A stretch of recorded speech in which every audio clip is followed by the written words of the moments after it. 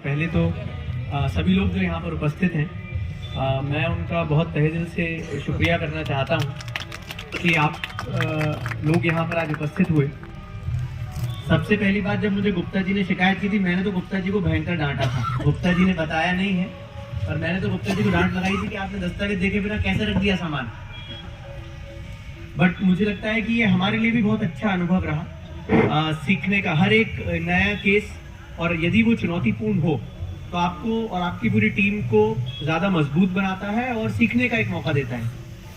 मुझे लगता है कि ये पहली बार मैंने भी अपने उसमें केस देखा है जिसमें सब कुछ फर्जी था। मतलब आदमी फर्जी, ड्राइवर फर्जी, सिम फर्जी, ट्रक फर्जी, फास्टैग फर्जी, ट्रांसपोर्टर फर्जी, व्हाट्सएप नंबर फर्जी, बैंक अकाउंट फर्जी, फर्जी मोबाइल फोन, नई सिम। मतलब ऐसी कोई भी चीज नहीं थी जो हमें ये बता सके कि किस व्यक्ति का क्या इसमें योगदान है।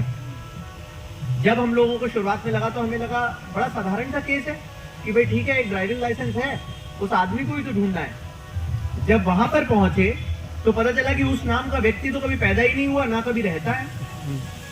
नाम पिता का कुछ और, ट्रक का नंबर कुछ और।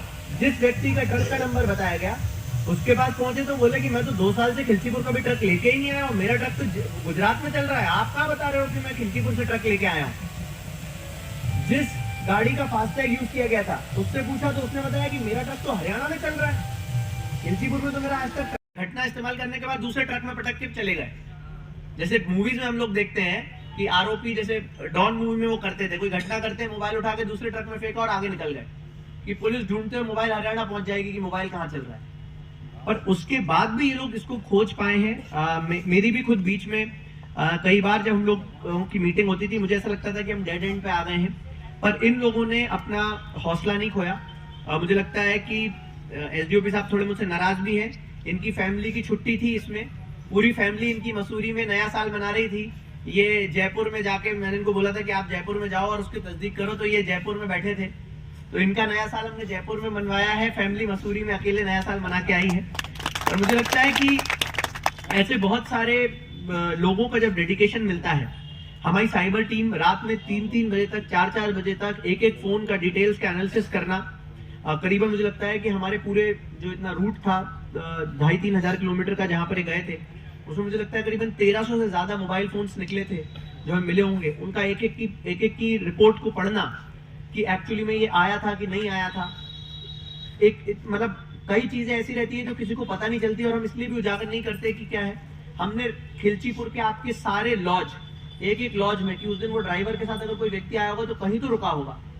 एक लॉज में कितनी एंट्रीज हुई हैं, कहाँ का आदमी आया है। कई टोंक के ऐसे आदमी भी थे जो उस दिन आए थे, जिनका इस केस से कोई मतलब नहीं है।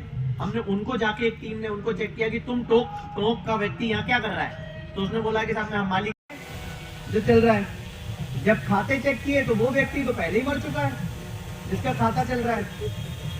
सिम चेक करी कि भाई किस मोबाइल है, तो जिस दुकान से सिम खरीदी गई उसका कहना है कि 3 दिन पहले एक व्यक्ति आया था और बोला कि यार मेरे साथ लूट हो गई है, मेरे पास कुछ नहीं है, मेरे पास एक मेरा ड्राइविंग लाइसेंस बचा है, बस इसमें से मेरी एक नई सिम इशू कर दो।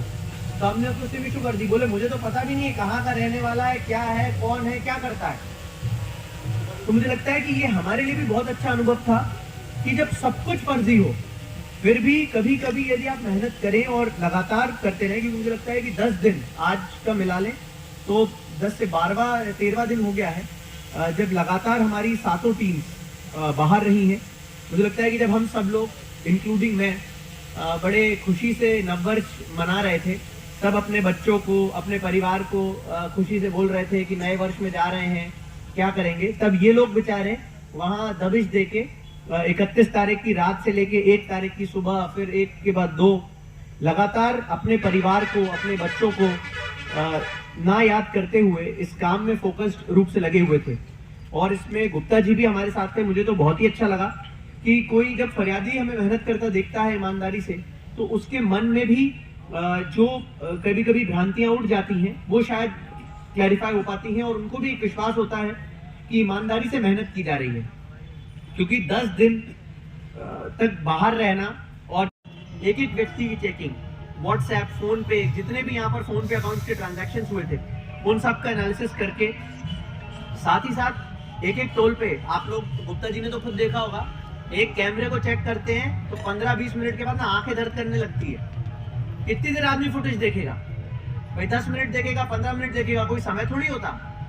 ट्रक कहीं पर जाकर उन्होंने खड़ा कर दिया। अब आपको लग रहा है कि ट्रक 10 मिनट बाद पहुंचना चाहिए था, ट्रक निकला 6 घंटे बाद उस जगह से। और अगर आप उससे आगे बढ़ जाओ तो किसी को पता ही ना चले कि ट्रक कभी निकला है।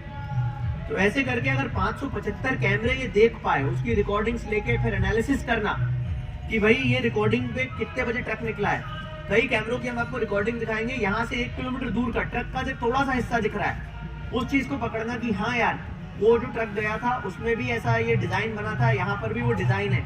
कई जगह पे जो गुजरात में ट्रक था, एक टीम गुजरात से फॉलो करते आ रही थी, जो ट्रक का नंबर इन लोगों ने फर्जी लगाया था, वो असली में ट्रक गुजरात में चल रहा था। तो एक टीम गुजरात गई, उस ट्रक को फॉलो करके वापस लाई कि वो ट्रक एक्चुअली में कब से गया है। तो मुझे लगता है कि जितनी मेहनत रहती है, और मैं तो बहुत शुक्रगुजार हूँ गुप्ता जी का कि उन्होंने आज इतना अच्छा कार्यक्रम रखा, और जो कि टीम डिजर्व करती है।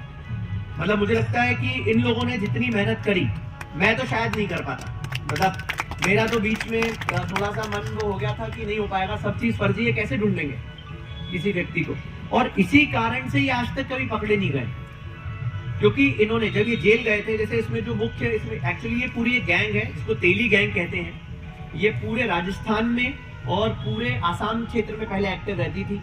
अब ये वापस राजस्थान से आके ये लोग इस क्षेत्र में एक्टिव होना शुरू किए हैं। तो इसमें जो इनका सरगना था हनुमान पिता महावीर साहू, जो देवली अपना पड़ता है, देवली थाना पड़ता है जिला टोंक में, वहां का रहने वाला है।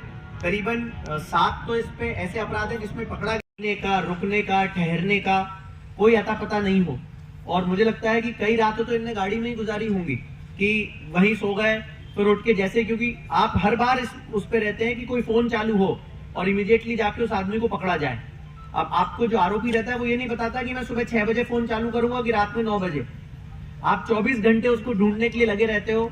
गांव में जाके तस्दीक करते हैं, सिविल में जाते हैं, कई बार तस्दीक करनी पड़ती है। कई बार आपने देखा होगा ऐसे क्रिमिनल गांव रहते हैं जहां पर पूरे गांव के गांव इकट्ठे हो जाते हैं। इसमें कुछ गांव ऐसे थे जहां पर कुछ ऐसे क्रिमिनल टाइप्स के लोग रहते थे।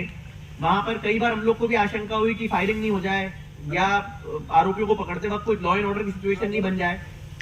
तो राजस्थान पुलिस ने भी बहुत ज्यादा हमें सहयोग किया। वहां पर पर्टिकुलरली जो उनकी गुंडा स्क्वाड करके टीम्स चलती हैं, उन्होंने जयपुर से इस पूरे ऑपरेशन को कोऑर्डिनेट करवाया। तो मैं उन सभी का भी बहुत शुक्रगुजार हूँ।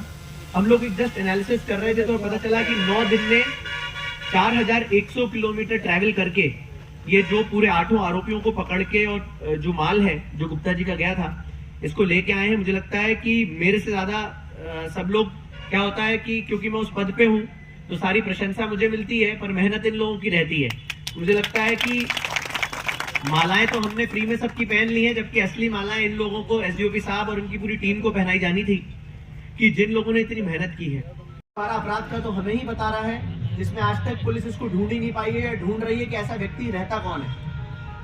और आप देखेंगे तो ये घटना करके इमीडिएटली इन्होंने माल को भी खुर्द-बुर्द करने का प्रयास किया, और जो पैसे आए उनसे व्हीकल्स इमीडिएटली जाके गाड़ी खरीद लेते हैं कि कोई सुराग ही ना बचे। एक इनमें इनके इस्तेमाल में हुई थी एक किया व्हीकल है जिससे ये भगने का प्रयास कर रहे थे, एक होंडा सिटी व्हीकल है जिसका, और सबका नंबर प्लेट, इंजन नंबर सब कुछ चेंज कर लेते हैं। मतलब उस दिन ट्रक में, जिस दिन ये शुक्ला मतलब गुप्ता जी के यहाँ से सामान लेके गए, 6 नंबर प्लेट ट्रक में रखे हुए थे। हर 10 किलोमीटर में जाके नंबर प्लेट बदल देते थे। यहाँ से निकला 50-56, 50-26, आगे जाके हो गया 50-25, उसके आगे जाके 74-82, उसके आगे जाके 84-98, मतलब कोई भी नंबर। तो आप जब भी टोल पे जाके चेक करो, कोई वो नहीं मिले। गाड़ी का चोरी करने के अगले दिन ले जाके गाड़ी का पूरा कलर चेंज करा दिया, बॉडी पेंट करा दी, नए कलर से जाके इंजन के ऊपर जो डिजाइन बनी रहती है वो चेंज करा ली, टैटू चेंज करा दिए, स्टिकर चेंज करा दिए, जो भगवान की फोटो लगी थी उसको हटा के दूसरे भगवान लगा दिए कि कुछ पता नहीं चले। 2 दिन बाद जाके पूरी गाड़ी नई। मतलब इस गाड़ी को आप देख के तो लग ही नहीं सकता कि दिनांक 21/12/2024 को जो हमारे खिलची के प्रकरण के निगरानी है ओम गुप्ता जी, उनके द्वारा एक शिकायत दर्ज कराई गई थी, जिसमें उनके द्वारा बताया गया था कि उनका एक मक्का का जो ट्रक है जिसमें करीबन 425 कुंटल जो मक्का है, उन्होंने एक ट्रांसपोर्टर के माध्यम से उस ट्रक को हरियाणा भिजवाना था, पानीपत। परंतु वो 2 दिन से ट्रक गायब है और जब भी उनके द्वारा जिस नंबर जो ड्राइवर और वाहन मालिक ने नंबर दिया था उसे संपर्क